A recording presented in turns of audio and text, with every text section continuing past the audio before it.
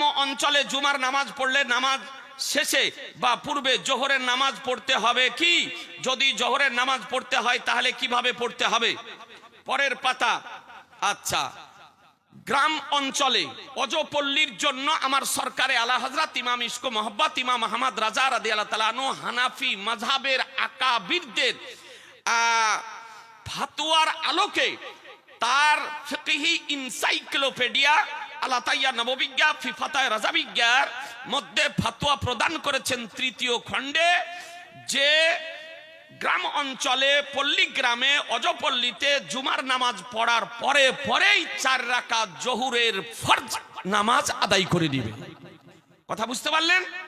4 রাকাত জোহরের ফরজ নামাজ আদায় করে নেবে।